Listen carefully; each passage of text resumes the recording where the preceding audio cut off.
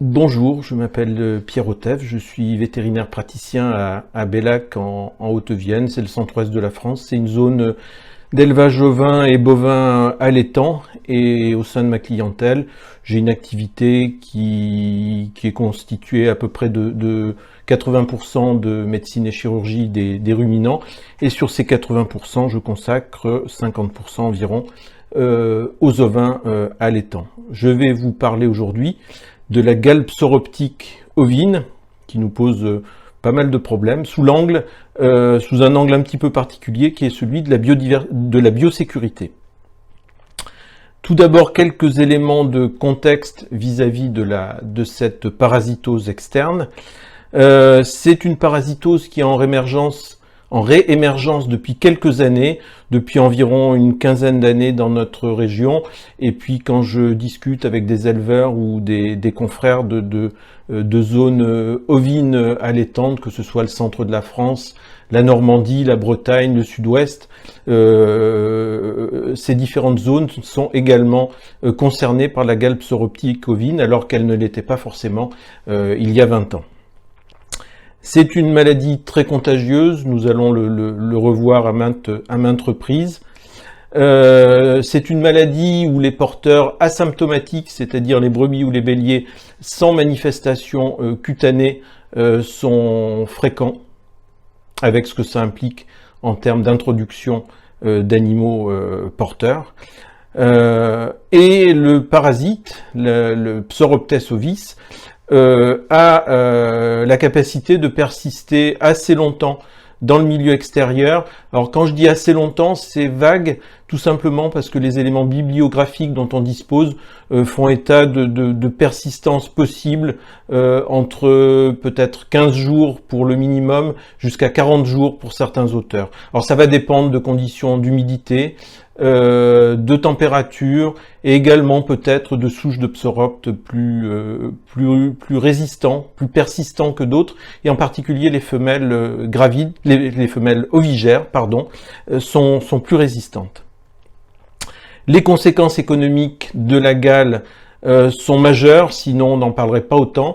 Il faut savoir qu'un élevage atteint de gale psoroptique peut voir sa productivité, c'est-à-dire le nombre d'agneaux produits par brebis mise à la reproduction, chuter d'environ 20%, ce qui, d'un point de vue technico-économique, est important. Quelques éléments de la biologie de l'acarien, Psoroptes ovis. Son cycle, grosso modo, selon les conditions météorologiques, température, humidité, etc. Sur l'animal, il est d'environ une douzaine de jours, 14 jours peut-être. Quelques particularités avec des nymphes de premier stade, protonymphes, deutonymphes, une femelle deutonymphe qui va s'accoupler avec un mâle, et l'accouplement et la fécondation va se faire lors de la mue de la nymphe 2. Bon, c'est des petits éléments de cycle qui n'ont pas une importance terrible en termes d'épidémiologie. Ça se passe à la surface de l'épiderme, contrairement par exemple à une gale sarcoptique d'un ruminant ou d'un chien, où le développement du sarcope va se faire légèrement en profondeur. Là, c'est plutôt en surface. La durée du cycle, je vous l'ai dit, on est sur une durée de 12 à 14 jours. Cette durée va avoir des implications en termes de traitement, on y reviendra. Et puis la ponte, les femelles psoroptes vont pondre environ 2 à 3 œufs par jour, sur une longévité moyenne d'entre 15 et 20 jours, ce qui fait qu'une femelle psoropte peut pondre environ 50 à 60 œufs lors de sa vie. En général, d'un point de vue épidémiologique, les choses se passent de la façon suivante. Un animal sain ou un lot sain est infecté. Dans les premières 2 à 3 semaines, il ne se passe pas grand-chose, tout simplement parce que les populations de Psoroptes ne sont pas encore suffisantes pour provoquer des symptômes. Et ensuite, les choses vont s'accélérer. Les populations vont doubler très rapidement, environ en une semaine, et en à peu près 2 mois après l'infestation initiale, on va avoir une population qui va être complètement installée et à son maximum.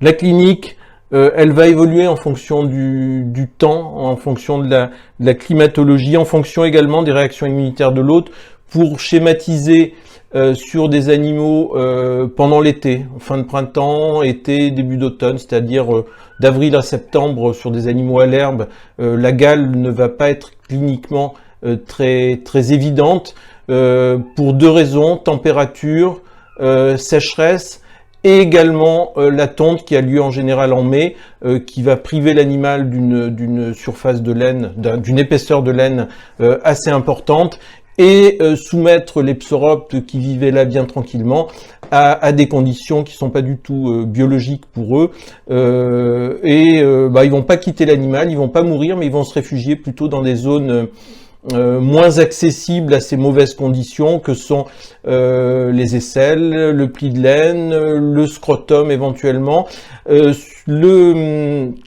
la fosse infraorbitaire et surtout le conduit auditif, où là vraiment on peut retrouver des populations de Psoroptes à ce moment-là relativement importantes. Et puis l'hôte, bien entendu, va développer une immunité qui va moduler ces phénomènes. On a des animaux asymptomatiques, en particulier pendant cette période où les Psoroptes sont réfugiés dans des zones à l'abri, et où sur le corps, on ne va pas trouver de Psoroptes, donc on aura un animal qui ne se gratte pas, mais qui par contre est porteur. La persistance dans l'environnement, on en a parlé, ça fait partie des particularités biologiques importantes de ce parasite, et ça aura un impact sur les notions de biosécurité. Donc voilà une femelle ovigère en haut à droite, et puis des manifestations de grattage que l'on peut voir sur des branches dans le milieu extérieur avec des mèches de laine. Alors la biosécurité, qu'est-ce qu'on entend par biosécurité? Un bref rappel, 5 notions. Bioexclusion, c'est-à-dire qu'on évite que l'agent infectieux rentre dans le troupeau. Biocompartimentation, on évite qu'il se développe à l'intérieur du troupeau. Bioconfinement, on va éviter qu'il ne s'échappe et qu'il puisse éventuellement contaminer des voisins. Biopréservation, on va éviter une contamination à l'homme. En matière de gale psoroptique, c'est un item que l'on n'abordera pas tout simplement parce que la gale psoroptique n'est pas contagieuse à l'homme. Et bioprévention, éviter de contaminer l'environnement avec l'agent infectieux. Donc voilà, résumé sur un petit schéma, ces 5 items de la biosécurité, que l'on va essayer de voir les uns après les autres. Alors d'un point de vue bioexclusion, on va voir la gestion des vecteurs passifs de la gale. On verra ce qu'il est possible de faire, quelques recommandations en matière d'achat, de quarantaine, de mouvement d'animaux, la gestion de l'environnement, la gestion des vecteurs. Alors la gestion des vecteurs, ça peut être des vecteurs tout à fait passifs, comme les animaux domestiques, les chiens errants, les animaux sauvages, le renard, etc. Le renard qui peut être un vecteur tout à fait efficace de gale psoroptique, bien que la gale du renard, qui est une gale sarcoptique, ne soit pas facilement transmissible aux moutons et soit complètement différente de la gale psoroptique. Et ça, il faut quand même mettre l'accent dessus parce que souvent les éleveurs ont tendance à faire un amalgame entre la gale du renard et la gale du mouton. Rien à voir. Les oiseaux, en allant picorer, si j'ose dire, le dos des brebis, en allant d'une brebis à l'autre et d'un troupeau à l'autre, peuvent être des vecteurs efficaces. Et puis enfin, pensez toujours au matériel de tonte. Hein, le tondeur a tendance, bien sûr, il va d'un élevage à l'autre. En général, il désinfecte bien son matériel, tondeuse, peigne, ses mains, ses vêtements, etc. Par contre, il y a quelque chose qui est fondamental, c'est le parquet de tonte que vous voyez sous cette brebis qui est en train d'être tondue. Et souvent, les parquets de tonte vont d'un élevage à l'autre sans forcément subir une désacarisation, si on peut dire, efficace, et peuvent être la source de contamination, surtout à une période où ce parquet navigue beaucoup d'un élevage à l'autre et peut ramener des psoroptes. Lors des achats et de la mise en quarantaine, donc toujours lors d'achat, insister sur la quarantaine. Les périodes de lutte sont favorables parce que notamment dans les petits élevages, chez les petits détenteurs, on peut avoir des prêts de bélier au moment de la lutte. Donc un bélier qui est prêté, qui va d'un élevage à l'autre, ça va être une catastrophe d'un point de vue contamination. Je n'insisterai pas sur l'identification réglementaire des animaux parce que ça permet de retrouver éventuellement l'origine de l'infestation. On trouve encore quelques animaux non identifiés, mais c'est de plus en plus rare, heureusement. Et puis, on peut s'attacher, pour prendre toutes les précautions possibles, à connaître l'origine des animaux en connaissant le statut et ou l'historique de l'élevage d'origine. C'est-à-dire que si l'élevage d'origine a un historique de galbe psoroptique, il faudra que l'éleveur-acheteur essaye d'éviter ce genre d'achat. En général, on a peu de données disponibles, tout simplement parce qu'il n'existe pas de statut en matière de galbe psoroptique. Ce que l'on peut trouver éventuellement, c'est un certificat de traitement signé par le vendeur, qui est signé sur l'honneur en fait par le vendeur avec le nom de la molécule, la posologie, les conditions de transport entre l'élevage d'origine et l'acheteur. On peut avoir également des prescriptions sanitaires en matière de transhumance selon les associations d'estive.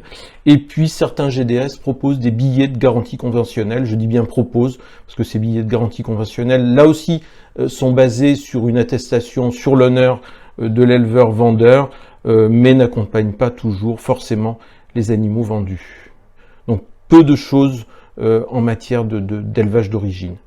Alors ce que l'on peut recommander, c'est un isolement quand même des animaux sur un parc ou en bergerie pendant au moins 24-48 heures. Et là on sort un petit peu du domaine de la gale pour parler de l'excrétion d'éventuels œufs de stroncs gastro-intestinaux qui pourraient présenter des phénomènes de résistance vis-à-vis de certaines familles d'antiparasitaires internes. Ensuite, on va pratiquer un traitement antiparasitaire externe et antiparasitaire interne systématique, parce que l'on peut avoir des porteurs sains ou asymptomatiques ou peu symptomatiques. Et là, en l'occurrence, l'utilisation d'une lactone macrocyclique rémanente qui va durer, dont la rémanence va être d'au moins la durée maximale du cycle du parasite, c'est-à-dire éclosion des œufs inférieurs à 7 jours, plus le cycle de 10 à 12 jours, soit à peu près 20 jours de durée de rémanence nécessaire pour avoir une efficacité d'un point de vue protection de l'élevage idéal. Donc une quarantaine au moins pendant ces 20 jours, et puis le local de quarantaine devra être désinfecté, désacaricidé après la sortie des animaux pour éviter une contamination juste avant ou juste après le traitement des animaux. Et les animaux pourront être mis sur une parcelle qui sera isolée pendant 3 semaines. En matière de bio-exclusion, toujours dans la gestion de l'environnement, le pâturage peut être une source de contamination et on conseillera d'éviter le pâturage à proximité d'un élevage touché. Si c'est pas possible, on recommande, alors en pratique c'est pas souvent réalisé, une double clôture avec un espace de 3 mètres entre les deux. Et puis on recommandera également, quand un cas clinique de gale a été diagnostiqué, si possible un traitement des élevages d'un secteur, c'est-à-dire des voisins par exemple, sur une période la plus courte possible. La biocompartimentation, là on essaie de faire en sorte que le parasite ne se développe pas, ou au moins pas trop, dans l'élevage. Donc le bâtiment, l'alimentation, les animaux et certaines exigences vont être passées en revue pour que cette biocompartimentation soit la plus efficiente possible. Alors d'un point de vue bâtiment, le respect du protocole d'hygiène en matière d'insecticides et d'acaricides est important. La nature des produits biocides utilisés et le respect de leurs conditions d'utilisation est également fondamental. Et puis veiller qu'il existe un vide sanitaire et une durée nécessaire à une éventuelle élimination des acariens qui ont une persistance dans le milieu extérieur. Donc on a dit entre 15 jours pour certains, 40 jours pour d'autres. Si on fait un vide sanitaire d'1 mois, ça me paraît intéressant, sachant que beaucoup d'auteurs considèrent qu'à partir de 15-20 jours, même si l'acarien au-delà est encore vivant, certains auteurs considèrent qu'il n'est pas susceptible d'engendrer une nouvelle contamination. À vérifier. Les animaux, bien entendu, comme dans beaucoup de maladies, la note d'état corporel est importante et il faudra la prendre en compte, cette note d'état corporel, en fonction des stades physiologiques, de façon à ce que l'animal, la brebis, résiste le plus possible à une infestation. Les complémentations minérales sont également importantes pour que l'impact économique soit moindre et que les animaux résistent mieux encore là à la maladie. Et puis certains auteurs, comme Pangui, ont démontré qu'un déficit en vitamine A et en certains sels minéraux favoriserait le développement des acariens sarcoptiformes chez les ovins. Toujours dans la biocompartimentation, les animaux et leur état de santé, il faudra s'attacher, quand on intervient dans un élevage où on suspecte de la gale psoroptique, d'établir un diagnostic de certitude. Et ce diagnostic va être indispensable, c'est-à-dire que ça sera bien, voire très bien, de pouvoir visualiser le parasite sur une lame, de le montrer à l'éleveur, tout simplement pour le motiver et l'impliquer vraiment dans la bonne réalisation du traitement. Et puis le traitement pourrait être vraiment ciblé sur ce parasite, alors que si le diagnostic n'est pas fait, il y aura toujours une incertitude sur le traitement à mettre en place. Le mouton, c'est un animal qui vit en troupeau, c'est un animal grégaire.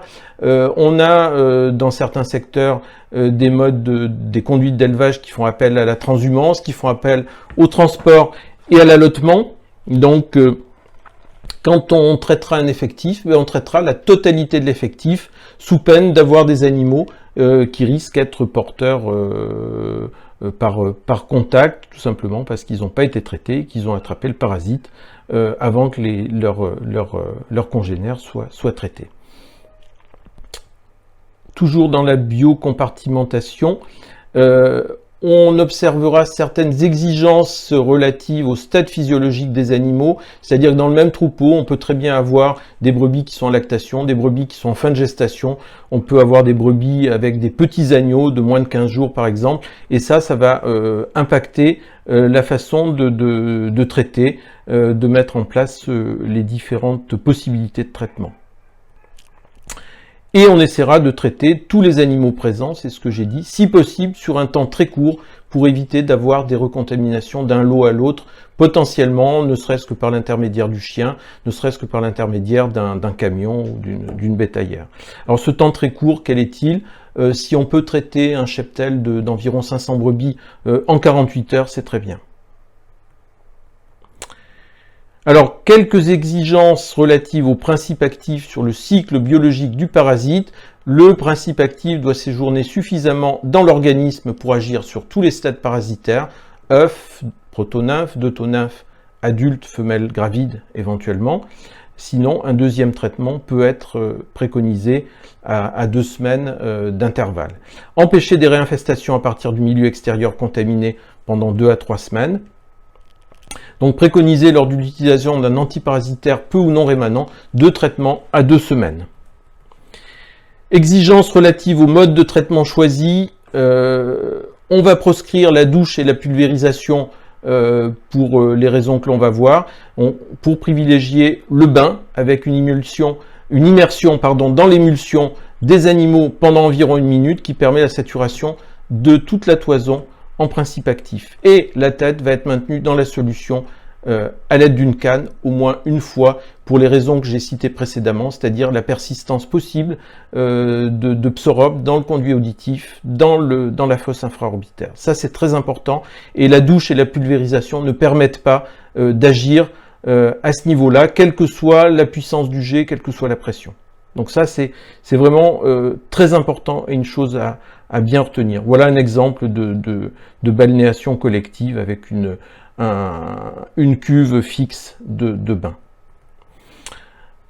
Toujours sur le bain, l'épaisseur de la laine et la présence du suin sont des éléments importants à retenir en matière de produits liposolubles pour bien retenir l'émulsion, avoir une bonne imprégnation en antiparasitaire et l'allongement possible grâce à cette bonne imprégnation de la durée de protection.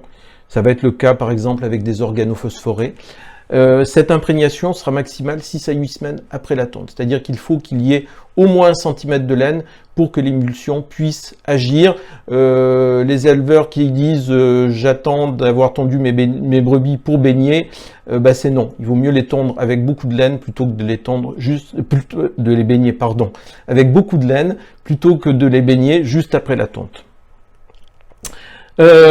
Dernière chose à retenir, c'est que chaque fois qu'on utilise un produit lipophile, une brebis qui sort du bain va entraîner avec elle plus de principes actifs que d'eau.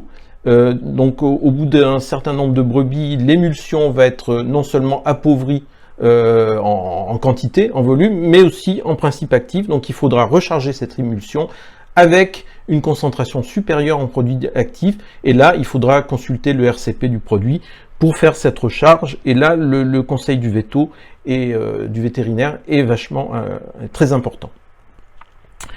On peut utiliser également des traitements par voie parentérale.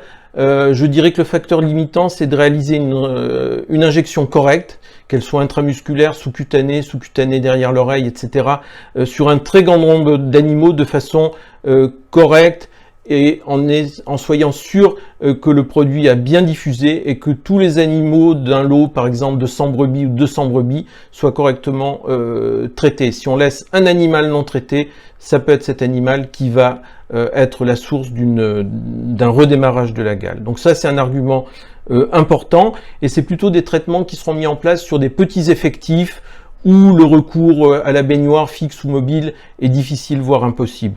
Facteur limitant également des traitements des lactones macrocycliques, pour ne pas les citer, qu'on utilise par voie parentérale. Deux choses. Première chose, on va soumettre une population de stroncs gastro-intestinaux présents chez les animaux à une pression de sélection, donc potentiellement sélectionner des résistances. Ça, c'est un effet collatéral, si j'ose dire. Et deuxième chose, d'un point de vue environnemental, l'utilisation des lactones demande toujours une évaluation du bénéfice-risque du traitement. Le bioconfinement, on va parler de la communication avec le voisinage, et ça va être important qu'un éleveur atteint de gale puisse dire à ses voisins qu'il est atteint sans avoir aucune arrière-pensée, aucune honte, etc. à le dire. Et puis la gestion des sorties sera également importante, les animaux, les ovins et les chiens de troupeau, les véhicules, les matériels, et puis d'un point de vue humain, personnel, essayer de changer de tenue avant de se rendre dans un élevage voisin.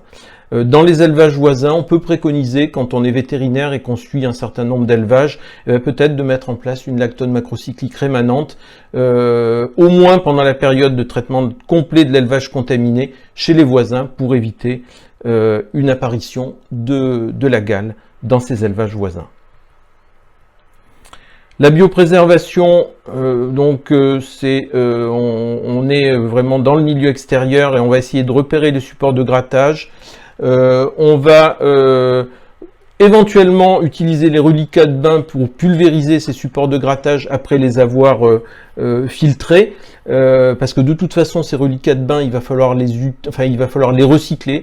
Donc la pulvérisation en mettant les équipements de protection individuelle que l'on a utilisé pour le bain dans ce contexte-là va permettre d'éliminer certaines formes persistantes de parasites dans les locaux, dans le milieu extérieur, les piquets de clôture, par exemple les troncs d'arbres où les animaux aiment bien les se gratter, en évitant de pulvériser à proximité de zones d'écoulement d'eau.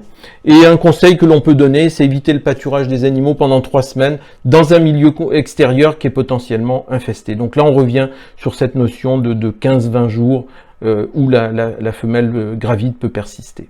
Donc voilà sur cette photo un exemple de clôture avec des animaux qui ont perdu leur laine. Alors un petit résumé de ce phénomène de biosécurité d'après un auteur qui s'appelle Nixon.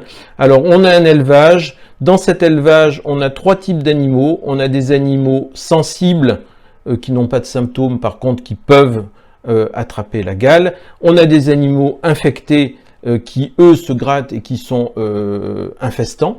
Et puis on a des animaux porteurs qui, eux, se grattent plus ou moins, voire pas, et qui peuvent être tout à fait infestants. Et puis on a l'environnement. Donc voilà les flux que l'on peut avoir entre un animal infecté et un animal porteur qui vont contaminer l'environnement lui-même qui peut contaminer des animaux sensibles, et puis l'infecté peut contaminer un porteur, peut contaminer un sensible, et le porteur peut contaminer un sensible. Donc voilà au sein d'un élevage comment on peut résumer un peu les choses. Et puis il y a des élevages voisins, et ces élevages voisins, à partir de l'environnement contaminé du premier élevage, peuvent également être impactés. Là directement par le psoropte, et puis se recontaminer les uns les autres ensuite, ce qui va expliquer la difficulté à éradiquer cette maladie dans certains foyers, et quand je dis foyer, c'est pas seulement un élevage, c'est plutôt un ensemble d'élevages dans un secteur, et puis sur des élevages plus lointains, toujours à partir des mêmes catégories d'animaux, là on peut incriminer parfois le transport d'animaux, allottement, etc., pour l'apparition de la gale dans un élevage un petit peu plus éloigné. Donc voilà ce résumé. Quelques éléments maintenant pour gérer les cas de gale. Une méthode que je mets en place et qui en général permet de venir à bout des cas de gale. Donc d'abord commencer par une visite d'élevage avec l'examen des animaux, un prélèvement, un diagnostic de certitude par raclage cutané. C'est pas facile, c'est à peu près 60% de sensibilité. On va racler avec une lame de bistouri imprégnée de lactophénol en périphérie des lésions. Si vous raclez sur les croûtes ou sur des zones délénées, vous ne trouverez pas de psoroptes qui sont en périphérie de façon à se nourrir de sérosité, de débris cutanés. On va recenser les lots ensuite, c'est-à-dire voir quels sont les lots de brebis en fin de gestation, début de gestation, lactation, les agneaux, etc. On évoquera le contexte épidémiologique et si on a fait un diagnostic positif, on essaiera de prévenir les voisins. On fera le bilan des infrastructures disponibles. Est-ce qu'il y a un GDS à proximité qui possède une baignoire fixe? Est-ce qu'il y a une baignoire mobile dans l'élevage? Qu'est-ce qu'on peut faire en matière de balnéation? Et puis ensuite, on fera une prescription en fonction des lots, en expliquant l'utilisation de la baignoire avec ce que j'ai dit, les recharges, la mise en garde de l'opérateur, des précautions environnementales. Là, on insistera bien sur tout ce qui est équipement de protection individuelle avec la tenue imperméable, les bottes, les gants, etc., le masque, sachant que c'est des produits qui ont une certaine volatilité, et puis une baignoire, quand les animaux passent dans le bain, il y a des gouttelettes, on risque d'en prendre quand même sur la tête, dans les cheveux, etc. Et puis, si on fait des injections, on vérifiera la maîtrise des techniques d'injection. Éventuellement, dans les petits élevages, ça peut être le vétérinaire qui va venir faire les injections. Et ça devra aboutir à un devis pour vraiment impliquer de A à Z l'éleveur dans ce traitement. On peut mettre en place également une visite de contrôle 2 à 3 semaines après la fin du traitement pour vérifier l'efficacité de l'opération. Quelques voies d'avenir: améliorer le diagnostic, raclage cutané 60% avec expérience de sensibilité. On attend un test sérologique qui permet une séroconversion 2 semaines après l'exposition, avec une bonne sensibilité, une bonne spécificité. C'est un test qui existe déjà au Royaume-Uni. Un laboratoire français est en train de travailler sur un test ELISA tout à fait analogue et tout à fait comparable. C'est précoce, c'est-à-dire qu'avant les symptômes, on peut détecter une brebis qui a séroconverti. Lors d'achat, ça peut être très intéressant. C'est spécifique d'une protéine du psoropte qui est absente des poux et des mélophages, donc on va avoir une spécificité qui va être très bonne. Les anglo-saxons préconisent de faire une sérologie de mélange avec leur test. Je ne préjuge pas des recommandations du futur test français, s'il arrive, de 12 sujets par troupeau. Le cadre réglementaire, pour l'instant, il n'en existe pas vraiment, sachant que la gale psoroptique avait été rangée dans les dangers sanitaires de deuxième catégorie et que depuis le mois d'avril, une loi de santé animale de portée européenne a vu le jour et que la gale psoroptique ovine n'est pas prévue dans cette loi de santé animale. Un arrêté ministériel pourrait être pris également dans les mois ou les années à venir pour donner un cadre réglementaire à la gale psoroptique. Donc voilà les éléments dont on dispose actuellement. Une petite photo pour vous montrer un chantier de balnéation en Écosse, sans doute au siècle dernier, voire au début du siècle dernier. Vous voyez que les préoccupations environnementales n'étaient pas les mêmes qu'aujourd'hui, et je conclurai en disant d'avoir le plus grand respect pour l'environnement lors du recyclage ou de la destruction des reliquats de bains. Voilà, je vous remercie de votre attention.